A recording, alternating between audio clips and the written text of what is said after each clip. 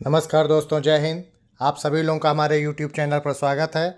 अगर आप हमारे चैनल पर नए हैं तो प्लीज़ हमारे चैनल को सब्सक्राइब कर दीजिए और बेल आइकन बटन भी प्रेस कर दीजिए। पिछले वीडियो में हम लोगों ने जो JTRS LDC का पेपर हुआ था उसके 55 क्वेश्चन को हम लोगों ने सॉल्व कर लिया था। उसके आगे के क्वेश्चन को इस वीडियो में हम लोग सॉल्व करेंगे। तो चलिए 56 नंबर का क्वेश्चन देखते हैं। मेजर पेनाल्टी चार्जशीट जारी करने के लिए कौन सा स्टैंडर्ड फॉर्म इस्तेमाल किया जाता है? फर्स्ट है SF1, ये होता है सस्पेंशन के लिए। सेकंड है SF5, यही होता है हमारा मेजर चार्जशीट के लिए। थर्ड है SF11, जो कि होता है हमारा माइनर चार्जशीट के लिए।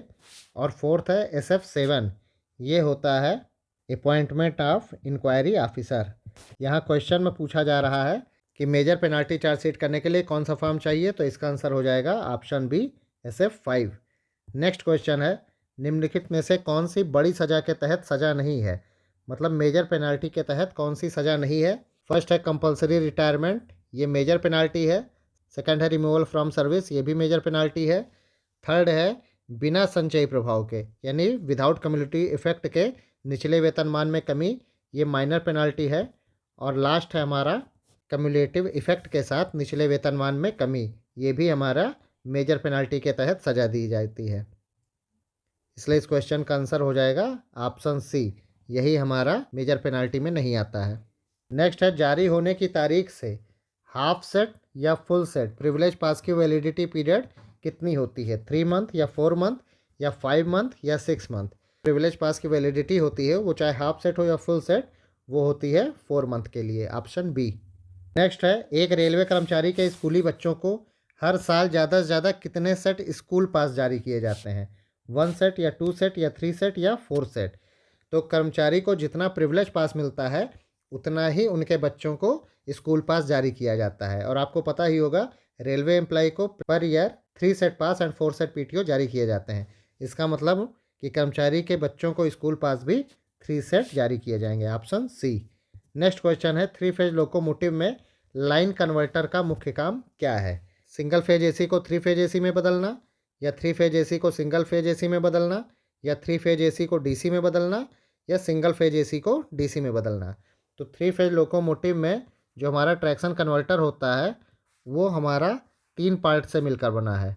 फर्स्ट है हमारा NSR, उसके बाद होता है हमारा DC लिंक, और लास्ट वाला होता है हमारा ASR। NSR बोलते हैं लाइन कन्वर्टर को।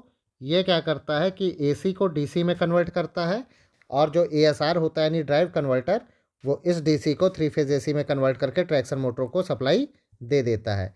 क्वेश्चन में पूछ रहा है कि लाइन कन्वर्टर का मुख्य काम क्या है, यानी NSR का मुख्य काम क्या है? ये सिंगल फेज AC को DC में कन्वर्ट कर देता है, आंसर डी हो जाएगा। नेक्स्ट क्वेश्चन है, 3 फेज इलेक्ट्रिक लोकोमोटिव में IGBT आधारित ट्रैक्शन कन्वर्टर में कितने ड्राइव साइड कन्वर्टर होते हैं? जो हमारा IGBT का ट्रैक्शन कन्वर्टर होता है उसमें जो हमारा NSR होता है वो 2 होते हैं, फिर हमारा DC लिंक होता है, और जो हमारा ड्राइव कन्वर्टर होता है यानी ASR, वो 3 होते हैं। ऑप्शन है 1, 2, 3 या 4। तो जो IGBT वाले हमारे ट्रैक्शन कन्वर्टर हैं उसमें 3 ड्राइव कन्वर्टर लगे होते हैं, ऑप्शन सी। नेक्स्ट है, कन्वेंशनल लोको की तुलना में 3 फेज इलेक्ट्रिक लोको का क्या फ़ायदा है? रीजनरेटिंग ब्रेकिंग, तो ये भी होता है 3 फेज में। बेटर स्पीड कंट्रोल, ये भी 3 फेज लोकोमोटिव में मिलता है सुविधा। और सेल्फ डायग्नोस्टिक फीचर, ये भी इसमें रहता है। लास्ट ऑप्शन है उपरोक्त सभी। तो ये सभी चीज़ें हमारे 3 फेज इलेक्ट्रिक लोकोमोटिव में होता है, जो कि कन्वेंशनल लोकोमोटिव में नहीं है।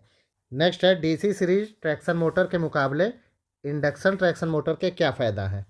ज़्यादा टार्क टू वेट अनुपात होता है, या लो मेंटेनेंस है, या ऑप्शन ए और बी दोनों, मतलब high torque to weight ratio और लो मेंटेनेंस दोनों है, या इनमें से कोई नहीं? तो DC सीरीज के मुकाबले जो इंडक्शन ट्रैक्शन मोटर होते हैं उनमें ये दोनों फ़ायदे होते हैं। नेक्स्ट है हमारा, 3 फेज लोकोमोटिव में इस्तेमाल होने वाले 6FRA 6068 ट्रैक्शन मोटर की रेटेड पावर क्या है? 700 किलोवाट, या 850 किलोवाट, या 900 किलोवाट, या 1100 किलोवाट?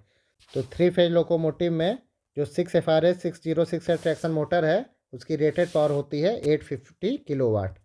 नेक्स्ट है, messrs Alstom make propulsion system वाले 3 फेज लोकोमोटिव में स्पीड सेंसर व्हील रिंग में कितने टीथ होते हैं? 120 या 200 या 150 या 250। तो स्पीड सेंसर व्हील रिंग में 200 टीथ होते हैं। नेक्स्ट है एक 12 वोल्ट डीसी बैटरी को दो register R1 4 ohm and R2 6 ओम से जोड़ा गया है, जो कि पैरेलल में लगे हुए हैं। डीसी सोर्स से ली गई कुल इलेक्ट्रिक पावर की गणना करें। 120 वाट या 60 वाट या 48 वाट या 72 वाट। तो जो इलेक्ट्रिक पावर होता है P, ये होता है हमारा VI। यहाँ पर चूँकि I नहीं दिया हुआ है, केवल V और R है, तो इस I को हम V के फॉर्म में करेंगे तो हमारा P इक्वल टू आ जाएगा V, और I को हम लिख सकते हैं V अपान R, या P equal to V square by R। अब हमको R निकालना है। R दिया है 4 ओम एंड 6 ओम, जो कि पैरेलल में लगा है, यानी एक रेजिस्टेंस हमारा है 4 ओम और एक रेजिस्टेंस हमारा है 6 ओम। ये हमारे पैरेलल में लगे हैं। तो हमारा जो रेजिस्टेंस है उसको हम कैलकुलेट कर लेते हैं। 1/R इक्वल टू हो जाएगा 1/R1 प्लस 1/R2। R1 है यहाँ पर हमारा 4 ओम, तो ये 1/4 हो जाएगा। R2 है 6 ओम, तो 1/6 हो जाएगा।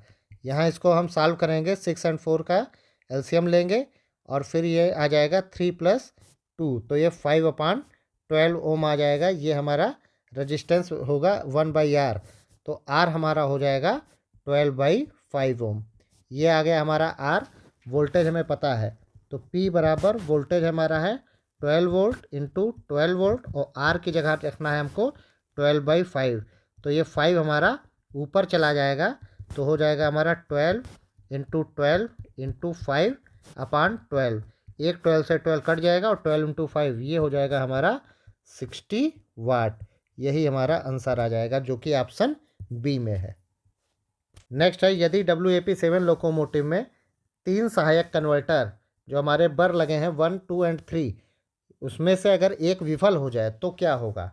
लोकोमोटिव केवल विपरीत दिशा में चल सकता है, या बाकी बर लोड ले लेते हैं, या लोकोमोटिव तुरंत बंद हो जाता है, या एक बोगी अलग हो जाती है। तो ये जो हमारे ऑक्सिलरी कन्वर्टर बर होते हैं, इनका काम होता है सिंगल फेज AC को 3 फेज AC में कन्वर्ट करना, ताकि लोको में लगी हुई ऑक्सिलरियों को सप्लाई दी जा सके। अगर इन तीनों बर में से कोई एक फेल भी हो जाता है तो बाकी 2 बर पे सभी ऑक्सिलरियों का लोड आ जाता है, जिसको कि लोड शेयरिंग बोलते हैं। तो इसलिए इस क्वेश्चन का आंसर हो जाएगा ऑप्शन बी। नेक्स्ट क्वेश्चन है, एक लोकोमोटिव की कुल पावर कैलकुलेट करें।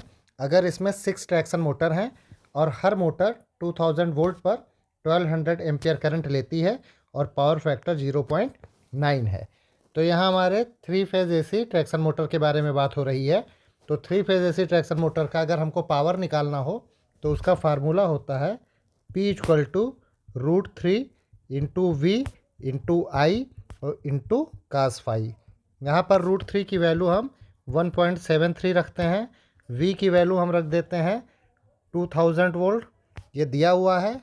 करंट हमारा 1200 एम्पियर है, और cos फाई यानी पावर फैक्टर हमारा 0.9 है। अगर आप इसको कैलकुलेट करेंगे तो आ जाएगा 3736800। ये आपका आ जाएगा वाट में। अगर आप इसको किलोवाट बनाएंगे तो 1000 से आप डिवाइड करेंगे तो आ जाएगा 3736.8 किलोवाट। ये एक ट्रैक्शन मोटर का पावर निकला, और आपके लोको में 6 ट्रैक्शन मोटर लगे हैं, तो 6 ट्रैक्शन मोटर का जो पावर निकालेंगे उसके लिए इसमें 6 से मल्टीप्लाई कर देंगे। जब इसको 6 से मल्टीप्लाई करेंगे तो आपका जो आंसर है वो आ जाएगा 22420.8 किलोवाट, और ये आंसर आपको ऑप्शन डी में दिया है, इसलिए इसका आंसर हो जाएगा ऑप्शन डी। नेक्स्ट क्वेश्चन है, सामान्य ऑपरेशन के दौरान ट्रैक्शन कन्वर्टर के DC लिंक पर सामान्य वोल्टेज कितना पाया जाता है। 110 वोल्ट या 415 वोल्ट या 2800 वोल्ट या 25000 वोल्ट। तो ट्रैक्शन कन्वर्टर के DC लिंक पर 2800 वोल्टेज पाया जाता है। नेक्स्ट है, 3 फेज लोकोमोटिव में प्राइमरी वोल्टेज ट्रांसफार्मर का सेकेंडरी आउटपुट वोल्टेज क्या है। ये प्राइमरी वोल्टेज ट्रांसफार्मर मतलब है हमारा पोटेंशियल ट्रांसफार्मर। ऑप्शन है 1000 वोल्ट या 200 वोल्ट या 500 वोल्ट या 120 वोल्ट। तो जो हमारा पोटेंशियल ट्रांसफार्मर है या प्राइमरी वोल्टेज ट्रांसफार्मर, इसमें 125:1 का रेशियो होता है। जब 25 kV हमारा प्राइमरी में आता है तो जो सेकेंडरी आउटपुट मिलता है वो होता है हमारा 200 वोल्ट, जिससे हमारे MVR 86 को, यू मीटर को और SR के कार्ड को सप्लाई दी जाती है। इसका आंसर हो जाएगा ऑप्शन बी। नेक्स्ट है साफ्ट क्रोबार प्रोटेक्शन का उपयोग किसके लिए किया जाता है? डीसी लिंक ओवर वोल्टेज या डीसी लिंक ओवर करंट या आउटपुट ओवर करंट या इनपुट ओवर वोल्टेज। तो इसका आंसर हो जाएगा option A, DC link over voltage. Next question है रीजनरेटिव ब्रेकिंग के दौरान ड्राइव कन्वर्टर किस तरह काम करता है? इन्वर्टर की तरह या रेजिस्टेंस की तरह या रेक्टिफायर की तरह या स्टेप अप ट्रांसफार्मर। अभी हमने बताया था कि जो हमारा ट्रैक्शन कन्वर्टर होता है उसमें सबसे पहले हमारा एनएसआर होता है यानी लाइन कन्वर्टर, उसके बाद डीसी लिंक होता है और लास्ट में होता है हमारा एएसआर यानी ड्राइव कन्वर्टर, और उसके बाद ट्रैक्शन मोटरों को करंट दे दी जाती है। अब जब रीजनरेटिव ब्रेकिंग करते हैं तो ट्रैक्शन मोटर जो एसी जनरेट करता है उस एसी को जो एएसआर होता है वो डीसी में कन्वर्ट करता है और फिर वो डीसी लिंक में जाता है, और एनएसआर जो कि लाइन कन्वर्टर है वो इस डीसी को एसी में कन्वर्ट करके ओएचई को फीड कर देता है। अब यहाँ ड्राइव कन्वर्टर के बारे में पूछा जा रहा है यानी एएसआर के बारे में। तो ये क्या करता है, एसी को डीसी में बना रहा है, यानी ये जस्ट लाइक रेक्टिफायर की तरह काम कर रहा है, ऑप्शन सी। नेक्स्ट है सीसीबी सिस्टम में कौन सा यूनिट ब्रेक कमांड को कैलकुलेट और एग्जीक्यूट करने के लिए जिम्मेदार है? ईपीसीयू मतलब इलेक्ट्रोन्यूमेटिक कंट्रोल यूनिट, या बीपीसीपी यानी ब्रेक पाइप कंट्रोल पोर्शन, या ईवीबी या पीएसयू। तो जो ईपीसीयू है यही इसके लिए जिम्मेदार है। इसको सीसीबी सिस्टम का सेंट्रल ब्रेन भी कहते हैं। नेक्स्ट है थ्री फेज लोकोमोटिव में ब्लेंडेड ब्रेकिंग फीचर किन दो तरह के ब्रेक को कोऑर्डिनेट करता है? रीजनरेटिव और न्यूमेटिक, या डायनेमिक और न्यूमेटिक, या ऑप्शन ए एंड बी दोनों, या ऊपर में से कोई नहीं। तो ब्लेंडेड ब्रेकिंग किसको कहते हैं आप ये समझिए पहले कि जब लोको पायलट A9 से ब्रेक लगाता है उस समय लोड में न्यूमेटिक ब्रेक लगता है और लोको में हमारे रीजनरेटिव या डायनेमिक ब्रेक लगता है। अब चूंकि ये थ्री फेज लोकोमोटिव है तो थ्री फेज लोकोमोटिव में जब ट्रैक्शन मोटर हमारा जनरेटर बनता है उससे जो हमारी एनर्जी जनरेट होती है वो ओएचई को फीड कर दी जाती है, इसलिए उसको रीजनरेटिव ब्रेकिंग कहते हैं। इसलिए इसका आंसर हो जाएगा ऑप्शन ए। नेक्स्ट है सीसीबी सिस्टम में इलेक्ट्रॉनिक ब्रेक वाल्व यानी ईबीवी में क्या शामिल है? ऑटोमेटिक ब्रेक हैंडल जिसको कि A9 कहा जाता है, इंडिपेंडेंट ब्रेक हैंडल जिसको कि SA9 हम कहते हैं। नेक्स्ट ऑप्शन है ए एंड बी दोनों, या इनमें से कोई नहीं। तो इलेक्ट्रॉनिक ब्रेक वाल्व में ये दोनों हैंडल शामिल होते हैं, इसलिए इसका आंसर हो जाएगा ऑप्शन सी। नेक्स्ट है अगर लोकोमोटिव को डेड इंजन के तौर पर खींचा जा रहा हो तो सीसीबी सिस्टम में कौन सा मोड चुनना चाहिए? ट्रेल मोड, या लीड मोड, या बैंकर मोड, या टेस्ट मोड। तो सीसीबी ब्रेक सिस्टम में जो हमारा मोड स्विच होता है उनके यही 4 पोजीशन होती है। जब लोको लाइव होता है तो वो लीड मोड में रहता है, जब लोको हमारा डेड होता है तब उसको हम लोग ट्रेल मोड में कर देते हैं, और जब लोको एज ए बैंकर लोको के रूप में यूज़ किया जाता है तो मोड स्विच को बैंकर मोड में कर देते हैं। और जब बीपी प्रेशर ड्रॉप करना हो, चाहे वो कंटिन्यूटी के समय हो या पीछे लोड में पाइप जोड़ के एंगल काक खोलना हो, उस समय इस मोड को हम लोग टेस्ट मोड में कर देते हैं। नेक्स्ट है पीटीडीसी मोड का इस्तेमाल सीसीबी ब्रेक सिस्टम वाले लोकोमोटिव में किसके लिए किया जाता है? पीटीडीसी बोलते हैं न्यूमेटिक टाइम डिपेंडेंट कंट्रोलर। पहला ऑप्शन है ब्रेक इलेक्ट्रॉनिक्स फेलियर के दौरान ब्रेक का इस्तेमाल, यही इसका सही आंसर हो जाएगा। नेक्स्ट है डेड लोको मूवमेंट, फिर है बैंकिंग ऑपरेशन, या इनमें से कोई नहीं। तो जब ब्रेक इलेक्ट्रॉनिक फेल हो जाता है उस समय पीटीडीसी मोड का यूज़ किया जाता है। नेक्स्ट है सीसीबी लगे हुए लोकोमोटिव में डेड लोको ऑपरेशन के लिए इनमें से कौन सी काक की पोजीशन गलत है? तो सीसीबी वाले लोकोमोटिव में बीपी को बंद करने के लिए मोड स्विच को ट्रेल पे कर दिया जाता है, साथ ही साथ इमरजेंसी काक जो होता है हमारा 74 उसको क्लोज कर दिया जाता है, और फीड पाइप का जो काक होता है 136 उसको क्लोज कर दिया जाता है, और जो डेड इंजन काक है 47 उसको ओपन कर दिया जाता है। ऑप्शन है यहाँ 47 ओपन, तो ये सही है। फिर है 74 क्लोज, ये भी सही है। नेक्स्ट है 136 ओपन, तो 136 को क्लोज करते हैं, ये ऑप्शन इसका गलत है। फिर है PER क्लोज, तो न्यूमेटिक इक्वलाइजिंग रिजर्वायर वाला भी क्लोज ही रहता है, ये भी सही है। तो डेड लोको के समय 136 को चूँकि क्लोज किया जाता है इसलिए ये काक की पोजीशन गलत है। नेक्स्ट है SR इंटरलॉक थ्री फेज लोको की स्पीड को लिमिट कर देता है 10 kmph तक, या 20 kmph तक, या 40 kmph, या 60 kmph। तो SR का इंटरलॉक जो होता है वो लोको की स्पीड 10 kmph तक लिमिट कर देता है। नेक्स्ट है 3 फेज लोकोमोटिव में कौन सा कंपोनेंट बोगी से लोको बॉडी तक ट्रैक्टिव एफर्ट ट्रांसफ़र करता है? पुश पुल रॉड या ट्रैक्शन मोटर सपोर्ट आर्म या एक्सल गाइड रॉड या मोटर सस्पेंशन यूनिट? तो जो लोको में हमारे पुश पुल रॉड लगा है, इसी के द्वारा ट्रैक्टिव एफर्ट बोगी से लोको बॉडी तक ट्रांसफ़र होता है। ये हमारे लोको में 2 की संख्या में लगी होती है। नेक्स्ट है, यदि MCPA यानी बेबी कंप्रेसर काम नहीं कर रहा है तो कौन सा फ्यूज चेक करना चाहिए? CCA या CCPT या CCBA या CCLS? तो बेबी कंप्रेसर हमारे बैटरी की सप्लाई से चलता है। ऐसे में अगर हमारा CCBA मेल्ट रहेगा तो हमारा MCPA काम नहीं करेगा, इसलिए CCBA फ्यूज को चेक करना चाहिए। नेक्स्ट है, अगर पेंटो ऊपर नहीं उठ रहा है तो कौन सा फ्यूज चेक करना चाहिए? CCPT या CCBA या CCLS या A एंड B, मतलब CCPT और CCBA दोनों? तो पेंटो का जो इलेक्ट्रो वाल्व है VEPT, इसमें हमारे कंट्रोल सर्किट की जो सप्लाई जाएगी यानी बैटरी की जो सप्लाई जाएगी वो वाया CCBA एंड CCPT दोनों से होकर जाएगी। तो अगर हमारा पेंटो रेज नहीं हो रहा है तो दोनों फ्यूज को चेक करना पड़ेगा। इसका आंसर हो जाएगा ऑप्शन D। नेक्स्ट है, GR के मैनुअल कंट्रोल के दौरान असिस्टेंट लोको पायलट को हैंडल को इसके अंदर घुमा देना चाहिए 5.6 सेकंड में या 0.6 सेकंड में या 5 सेकंड में या 6 सेकंड में? तो इसका आंसर हो जाएगा 0.6 सेकंड, क्योंकि जो हमारा Q44 रिले है जिसको कि हाफ नाच प्रोटेक्शन रिले कहते हैं, उसके ऊपर हमारा एक GR का इंटरलॉक लगा है जो GR 0 होने पर एंड फुल नाच होने पर क्लोज रहता है, लेकिन बिटवीन नाच आने पर ये ओपन हो जाता है। जब असिस्टेंट लोको पायलट GR के हैंडल को घुमाएगा तो ये वाला इंटरलॉक यहाँ से खुल जाता है। उस समय Q44 की सप्लाई कट जाती है।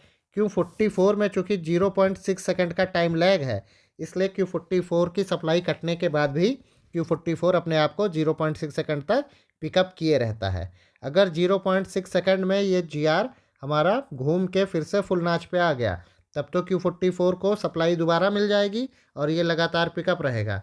लेकिन अगर ये इंटरलॉक 0.6 सेकंड से ज़्यादा देर ना लग पाया तो हमारा Q44 रिले डी एनर्जाइज होकर DJ को खोल देगा। इसका मतलब ये हुआ कि जब असिस्टेंट लोको पायलट GR का मैनुअल कंट्रोल करता है तो उसको 0.6 सेकंड के अंदर हैंडल को घुमा देना चाहिए। नेक्स्ट है, 3 फेज इलेक्ट्रिक लोकोमोटिव में बर लोड शेयरिंग के लिए कितने कॉन्टेक्टर इस्तेमाल होते हैं? 4 या 5 या 7 या 9? तो बर की लोड शेयरिंग के लिए जो कॉन्टेक्टर होते हैं वो टोटल 9 यूज़ होते हैं। इसमें जब हमारे तीनों बर वर्किंग में होते हैं तो इन 9 में से 5 कॉन्टेक्टर हमारे क्लोज रहते हैं और 4 कॉन्टेक्टर हमारे ओपन रहते हैं। जब कोई बर आइसोलेट होता है तो कौन सा कॉन्टेक्टर ओपन होगा और कौन सा कॉन्टेक्टर क्लोज होगा, ये इस पर डिपेंड करता है कि कौन सा बर हमारा आइसोलेट हुआ है। नेक्स्ट क्वेश्चन है, 3 फेज इलेक्ट्रिक लोकोमोटिव में बैटरी चार्जर लोड किस पर होता है? बर 1 पर, बर 2 पर, बर 3 पर या इनमें से कोई नहीं? तो जो बैटरी चार्जर है हमारा 3 फेज का यानी CHBA, इसको हमारे बर 3 से सप्लाई दी गई है। आंसर इसका हो जाएगा ऑप्शन C। नेक्स्ट है, हिताची ट्रैक्शन मोटर HS15250A में कितने पोल होते हैं? 4 या 5 या 6 या 8? तो कोई भी ट्रैक्शन मोटर है उसमें 6 पोल होते हैं। ऑप्शन C हो जाएगा। नेक्स्ट है, हिताची ट्रैक्शन मोटर HS15250A के पिनियन साइड में प्रयुक्त बेयरिंग का प्रकार है NU330 या NJ324 या CRU15 या इनमें से कोई नहीं? तो पिनियन साइड में जो बेयरिंग यूज़ होती है वो होती है NU330। नेक्स्ट है, हिताची ट्रैक्शन मोटर HS15250A में कुल कितने कार्बन ब्रश इस्तेमाल होते हैं? 6 या 12 या 18 या 24? तो इस प्रकार के ट्रैक्शन मोटर में टोटल जो हमारे कार्बन ब्रश होल्डर हैं उनकी संख्या होती है 6 और प्रत्येक होल्डर में हमारे जो कार्बन ब्रश हैं उनकी संख्या होती है 3। इसलिए टोटल कार्बन ब्रश हो जाएगा 6 × 3 यानी 18 कार्बन ब्रश यूज़ होते हैं। आंसर हो जाएगा ऑप्शन C। नेक्स्ट है, इलेक्ट्रिक लोकोमोटिव में SPM का क्या उपयोग है? बेयरिंग की स्थिति की जांच करने के लिए या सहायक मोटर के RPM को नापने के लिए या IR वैल्यू को नापने के लिए या इंडक्टेंस को नापने के लिए?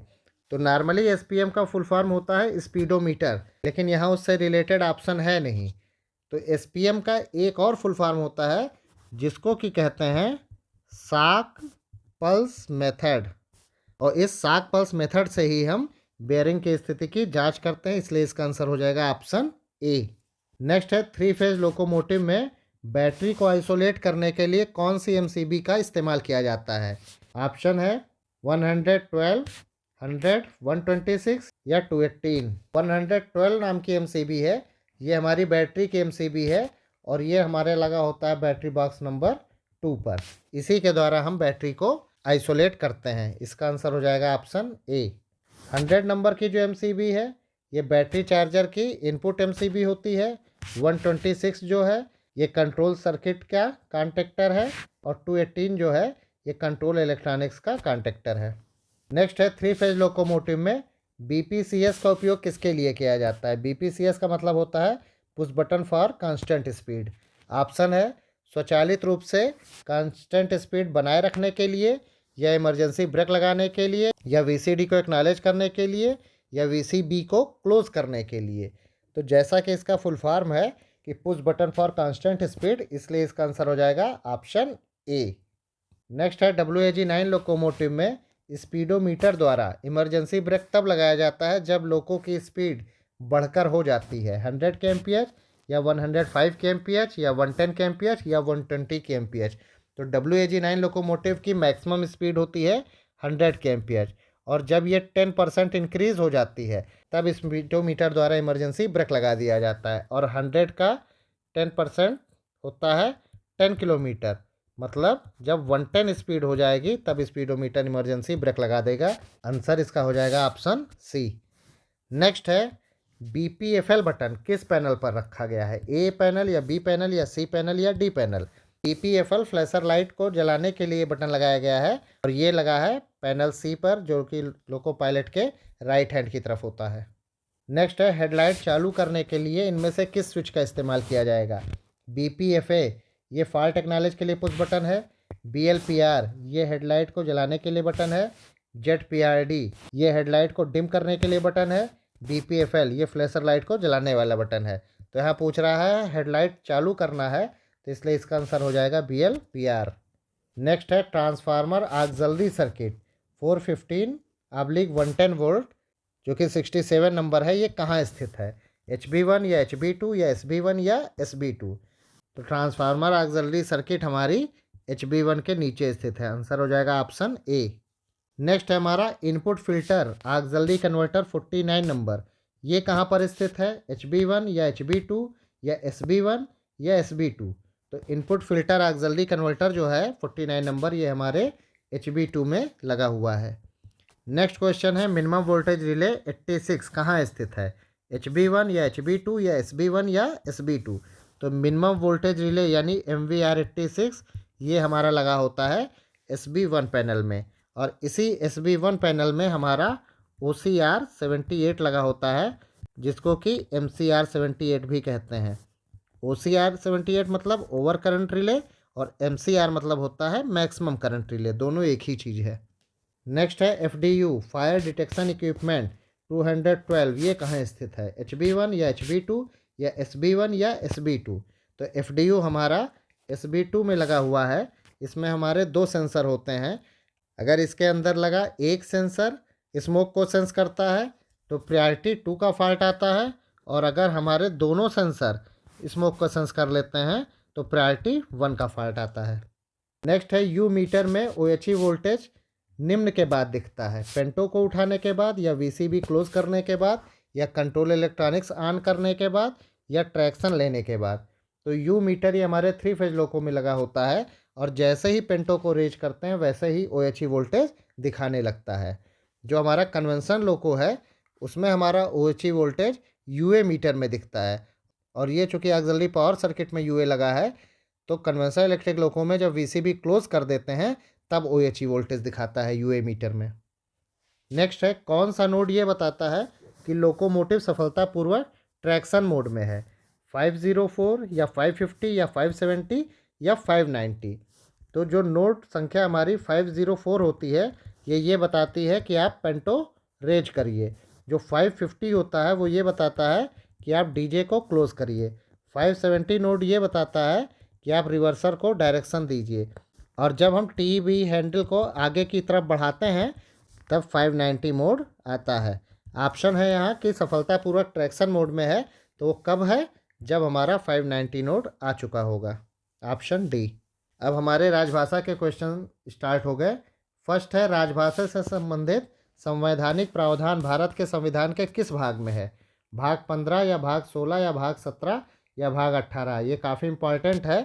तो भाग 17 में हमारे राजभाषा से संबंधित संवैधानिक प्रावधान है, जिसमें कि हमारा अनुच्छेद 343 से लेकर 351 तक अनुच्छेद दिए गए हैं। नेक्स्ट क्वेश्चन है, भारत के संविधान के किस अनुच्छेद में संसद में इस्तेमाल की जाने वाली भाषा के बारे में बताया गया है? अनुच्छेद 12 या अनुच्छेद 112 या अनुच्छेद 120 या अनुच्छेद 210 में? तो भाग 5 के अनुच्छेद 120 में संसद में इस्तेमाल की जाने वाली भाषा के बारे में बताया गया है। नेक्स्ट है, भारत के संविधान के अनुसार संघ की राजभाषा हिंदी होगी और लिपि कैसी होगी? रोमन या देवनागरी या खरोष्ठी या ब्राह्मी? तो संघ की राजभाषा हिंदी होगी और लिपि क्या होगी? देवनागरी।